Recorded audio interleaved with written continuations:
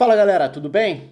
É uma manhã quente de segunda-feira em relação ao futebol inglês, então se a gente for olhar para BBC, The Athletic, Telegraph, Guardian, entre outros jornalistas também, além dos veículos, né, o Fabrício Romano também. Então estou falando aqui de fontes com credibilidade, né, de veículos com credibilidade, falando sobre a demissão do Lampard e o acerto com o Thomas Tuchel para ser o novo treinador do Chelsea. Então isso deve ser confirmado aí ao longo das próximas horas, não sei exatamente que horas você vai ver esse vídeo, então pode ser que já tenha sido confirmado, mas o fato é que desde bem cedo nessa segunda-feira, essas duas informações já estão sendo bancadas pelos veículos de maior relevância, de maior credibilidade que cobrem o futebol inglês. Então dá pra gente falar sobre esses dois tópicos aqui, o espaço está aberto para você, se inscreva aqui no canal, deixa curtida no vídeo e deixa comentário. Se você entende, concorda, não mudaria, o que você pensa em relação à saída do Lampard e a provável contratação do Thomas Tuchel também. Vou chegar em cada um desses tópicos para falar sobre os dois lados. Vamos começar então pela demissão. Vamos começar pelo Lampard. Qual que é a avaliação que dá para ser feita em relação ao Lampard? Eu acho que o ponto principal do Lampard é a compreensão de que os parâmetros mudaram radicalmente a partir do momento em que o Chelsea foi forte ao mercado, gastou mais de 200 milhões de libras, contratou jogadores de peso e tentou dar um salto de qualidade que não foi visto dentro de campo. Então se a gente for olhar para o desempenho e para o nível dos jogadores que o Chelsea foi buscar, é evidente que o Chelsea não conseguiu atingir esse nível de time, como time mesmo, que não conseguiu chegar num nível minimamente satisfatório. Não seria uma tarefa fácil, tá? Primeiro, a gente está numa temporada em que poucos times conseguem jogar bem e mesmo assim dificilmente jogam bem com regularidade. É um calendário mais apertado, menos tempo de preparação. Isso interfere na qualidade do produto final, na qualidade dos jogos e na qualidade das atuações também. Esse é um tópico.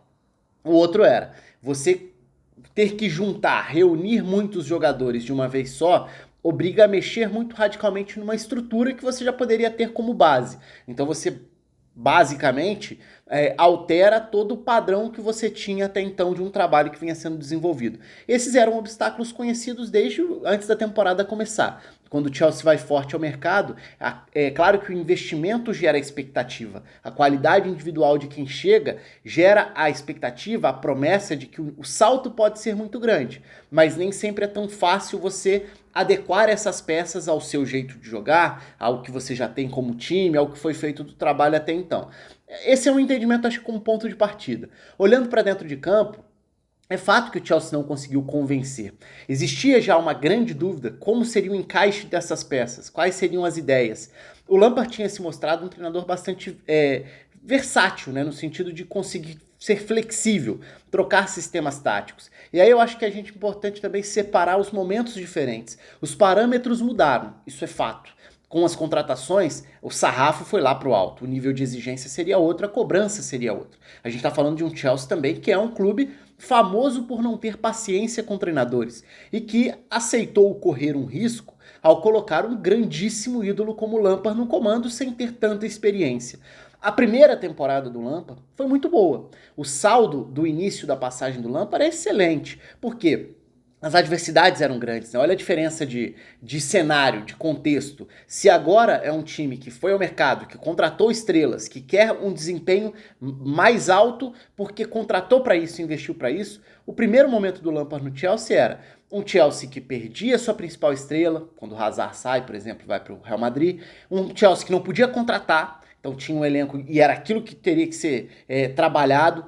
Um Chelsea que olha para sua base e consegue extrair dali jogadores que em outros anos, dentro de toda a era Abramovich, raramente foram aproveitados. O Chelsea sempre teve uma base vencedora, mas pouco aproveitamento dos jogadores jovens dentro do elenco. E olha a quantidade de jogador jovem que o Lampard conseguiu dar espaço, desenvolver e encaixar dentro da rotação, como titular ou não, em diferentes momentos dentro do trabalho dele. Então acho que a gente também, ao fazer essa avaliação, a gente precisa entender os momentos diferentes e como as coisas mudaram radicalmente. O Lampard da primeira temporada foi um Lampard que cumpriu muito bem com o trabalho e as adversidades que ele tinha naquele momento. Ele conseguiu trabalhar da melhor forma, dar flexibilidade tática a um time de jogadores jovens, dar minutagem para jogadores até então sem grande experiência na elite do futebol inglês e conseguir desempenho que, mesmo que oscilando, apresentava bons sinais.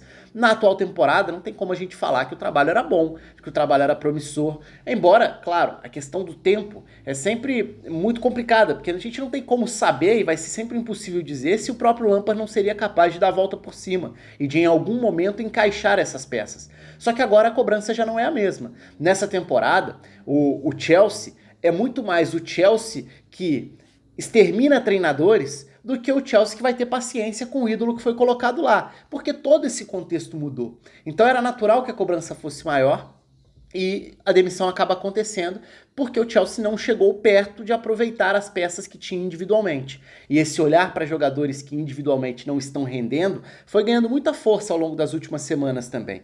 Então o desempenho era aquém, sim, nessa temporada. A sensação era, na atual temporada, de que claramente o Chelsea tem material humano para jogar mais bola, para ser um time mais forte. Talvez não com a regularidade para ser campeão inglês, mas certamente não para ter o aproveitamento que é o pior entre os técnicos dentro da era Abramovich também, o número de derrotas recentes também, se a gente for olhar para os jogos de Premier League. E aí, eu separei aqui, na verdade, o The Athletic fez uma matéria bem complexa, né? Bem explicada, com muitos detalhes sobre todo o contexto interno, a questão do desenvolvimento da ideia da demissão, os problemas, e tem uma lista de tópicos aqui que eu acho que são importantes a gente falar sobre esses tópicos. Então eu vou falar sobre algum deles. Claro que não dá para falar sobre a matéria toda, porque a matéria é gigantesca. Fica até o convite para quem quiser, quem for assinante, entra lá, o site é excelente e faz um trabalho excepcional. Mas vamos lá, alguns desses tópicos levantados pelo The Athletic. O relacionamento entre Lampard e a Marina Granovskaya. Então, falando sobre como esse relacionamento foi se desgastando ao longo do tempo por diferentes motivos, envolvendo janela de transferências, jogadores contratados ou não contratados. Esse é um ponto. Havia um desgaste entre Lampard e direção. Fala que o Ralf Rangnick foi uma tentativa de um trabalho como interino, foi oferecido um contrato de 4 meses, o Ralf Rangnick recusou. Esse é um ponto interessante. Até daqui a pouco eu vou falar sobre o Tuchel também, mas o que tem se falado já há algumas semanas, né, sobre como o Chelsea estava procurando na Alemanha um novo nome. Porque o Chelsea quer uma influência dos treinadores da Bundesliga e mais do que isso, 2 dos pilares das contratações do Chelsea que precisam ser as referências desse Chelsea que investiu são alemães, né? Então, quando a gente olha para Kai Havertz e quando a gente olha para Timo Werner, a gente está falando de 2 referências da nova geração da Alemanha. É natural que o Chelsea tente explorar ou adaptá-los da melhor forma possível. Então o Ralf Rangnick foi uma tentativa. O Chelsea também sondou nas últimas semanas o Nagelsmann e ouviu não. O jogo contra o Leicester, tô tudo citando aqui os tópicos do The Athletic, tá? O jogo contra o Leicester foi um momento da virada ali, porque a manhã seguinte já foi a manhã em que o Chelsea passou a tentar definir qual seria o sucessor do Lampard. Inclusive, o The Athletic fala que o Lampard já cumprimentou os jogadores e agradeceu a eles pelos esforços após a partida contra o Leicester, que teria sido esse momento em que ficou nítido que a relação tinha acabado. Fala sobre o Peter Cech tentando conversar com os agentes dos novos jogadores das estrelas que chegaram e que não estão num bom momento, fala sobre jogadores que reclamariam da falta de instrução, de instruções táticas do Lampard dentro desse trabalho, fala sobre a questão do Lampard bater o pé querendo a contratação do Declan Rice, que não foi para frente, enfim. O conflito dentro do vestiário também, e até o último ponto que eles colocam aqui é que o Lampard já teria saído se estivesse trabalhando para outro clube que não o Chelsea. Então, acho que diante desses tópicos, que são bem relevantes e bem amplos, né, cada um deles tem ali uma descrição maior dentro da matéria, mas já dá para ter uma ideia de que era um desgaste existente dentro do vestiário. E aí, acho que já deu para falar bastante sobre a questão do Lampard, a gente pode ir para o lado do Tuchel. O Tuchel se encaixa nessa ideia de um treinador com origens de Bundesliga, um alemão, então facilita esse entendimento, tudo em tese, né? Facilita esse entendimento e a tentativa de extrair e recuperar a confiança, extrair mais tecnicamente de Kai Havertz e Timo Werner, além dos outros jogadores que chegaram também, né? E aí a gente entra sobre, mais especificamente, indo além dessa questão apenas de ser um treinador alemão e tudo, que aparentemente era um critério utilizado pela diretoria do Chelsea.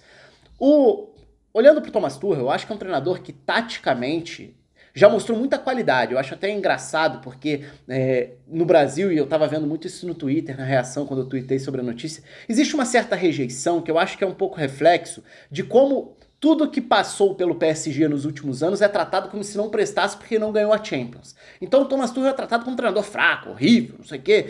E eu não vejo, definitivamente não concordo com isso, não vejo dessa forma. Acho que sim, é importante a gente fazer algumas ressalvas em relação ao Thomas Tuchel, mas como treinador, enxergando o jogo, como flexibilidade tática, como capacidade de encaixar peças dentro de um sistema, eu acho que o Thomas Tuchel já mostrou bastante capacidade para isso. No Borussia Dortmund e no PSG. Não acho que o trabalho dele no PSG tenha sido ruim. Gravei o vídeo sobre isso no dia em que ele foi demitido, foi ali no Natal, inclusive.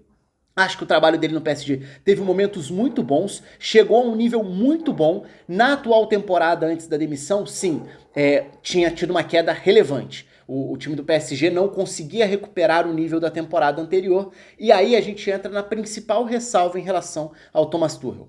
A questão da personalidade e o desgaste nas relações do dia a dia. Relações com jogadores mesmo. Relações com superiores, com a diretoria. Isso acabou minando o trabalho dele, a saída dele no Borussia Dortmund, e essa relação com os jogadores também acabou minando o trabalho dele no PSG, se a gente olhar para a reta final. É verdade que o vestiário do PSG parece um vestiário muito mais difícil de lidar do que quase todos os outros clubes aí que a gente pode abordar. Então parece um ambiente bem particular e desafiador nesse sentido também. Mas se a gente for olhar para a capacidade técnica, como treinador, como o cara de entendimento de jogo e o que já mostrou, acho um treinador que tem sim uma grande capacidade e que já se mostrou um ótimo treinador. Vamos lembrar que quando ele vai para o PSG e depois do trabalho dele no Borussia Dortmund, ele era visto como um dos treinadores mais promissores e empolgantes até do futebol europeu. Então não é porque não ganhou a Champions no PSG, mas dando sequência a uma hegemonia dentro do país, que ele passou a ser um treinador horrível. Até porque eu sou muito contra essa visão de descartar, é ótimo ou é horrível. Então eu não concordo com isso. Acho que o Thomas Tuchel é um bom treinador. Acho que é importante essa ressalva em relação às relações, porque ele vai para um clube que ao longo dos anos se mostrou um ambiente complexo também, complicado de trabalhar. A começar pelo Abramovich, passando por vestiário em outros momentos. Então a gente vem agora de uma experiência de um dos maiores líderes de vestiário, de um dos maiores ídolos da história do clube, tendo a chance de ser o treinador. E também acabou ficando envolvido em conflitos internos, que é o caso do Lampard. É um desafio.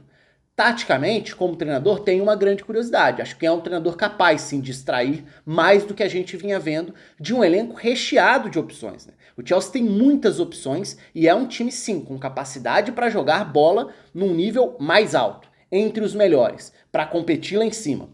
As contratações foram feitas para isso, o investimento foi feito para isso. Vamos ver se o Thomas Tuchel vai ser o cara para dar esse salto de qualidade no Chelsea. Enfim, são vários assuntos, né? Falar do Lampard, do histórico de técnicos do Chelsea, das mudanças ao longo da passagem do Lampard. O primeiro momento com base, o segundo momento com janelas de transferências com investimento maior, os parâmetros mudando. Agora a ideia de buscar um treinador com influência do futebol alemão. A escolha pelo Tuchel, a tentativa com o Ralf Rangnick, o olhar para o Nagelsmann, tudo isso poderia render bastante aqui. Então fiquem à vontade nos comentários, até para o vídeo não ficar tão grande. Um abraço, até a próxima.